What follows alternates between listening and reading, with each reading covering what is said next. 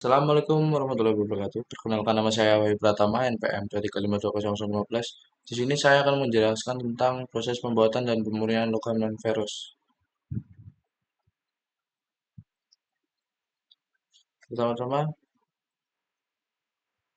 logam bukan besi atau non-ferrous. Kurang lebih 20% dari logam yang diolah menjadi produk industri merupakan logam bukan besi.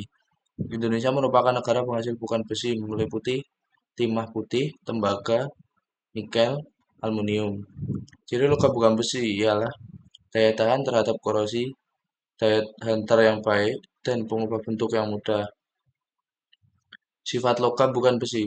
Salah satu sifat logam bukan besi yang menjadi ciri khas adalah berat jenis. Kebanyakan logam bukan besi tahan terhadap korosi, air atau kelembapan. Magnesium tahan terhadap korosi dalam lingkungan udara biasa akan tetap dalam lingkungan udara biasa, akan tetapi dalam air laut ketahanan korosinya di bawah baja biasa. Secara umum, dapat dikatakan bahwa makin berat suatu logam bukan besi, makin baik daya tahan korosinya. Aluminium merupakan pengecualian. Pada permukaan terbentuk lapisan oksida yang melindungi aluminium dari korosi selanjutnya. Di samping itu, warna asli logam bukan besi ialah kuning, abu-abu perak, menambah nilai estetika logam tersebut. Logam bukan besi umumnya sulit dilas, sedangkan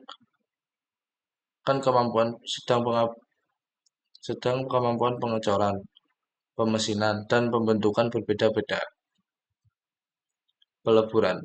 Logam bukan besi atau non-ferrous tidak ditemukan sebagai logam murni. Di alam bebas biasanya terikat sebagai oksida dengan kotoran-kotoran membentuk biji-biji.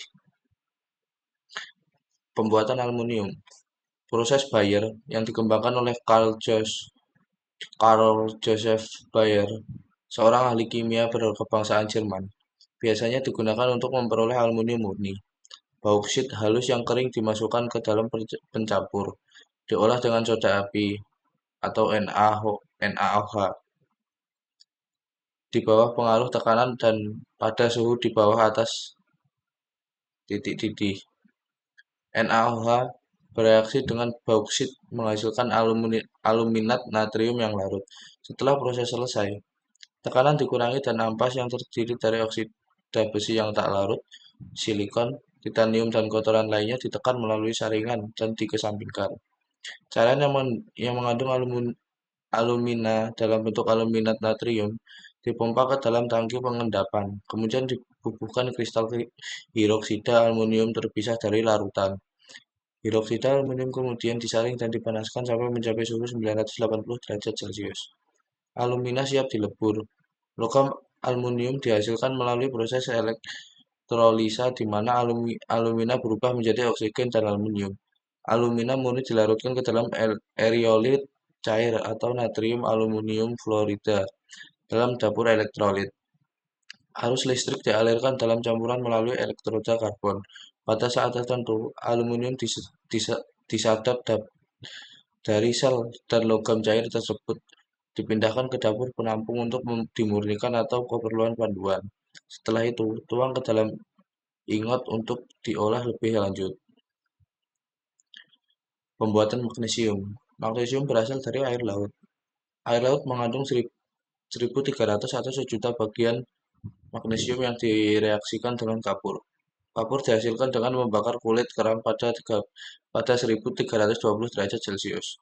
Kapur dan air laut akan menghasilkan endapan Mg atau OH2.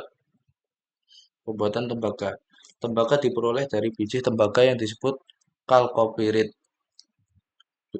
Besi yang ada larut dalam terak dan tembaga yang tersisa mat dituangkan ke dalam konverter. Udara dihembuskan ke dalamnya selama 4 atau 5 jam. Kotoran teroksidasi dan besi membentuk terak yang dibuang pada waktu tertentu. Bila udara dihentikan, oksida kupro bereaksi dengan sulfida kupro, maka akan membentuk besi blister dan dioksida belerang. Tembaga blister ini dilebur dan dicor menjadi slab, kemudian diolah secara elektrolit menjadi tembaga murni. Pembuatan timah hitam. Pengolahan timah hitam dari bijinya merupakan pengolahan kompleks. Konsentrat timah mengandung 65-80% Pb. Harus terlebih dahulu dipanggang untuk menghilangkan sulfida atau sulfida. Pengecoran logam bukan besi.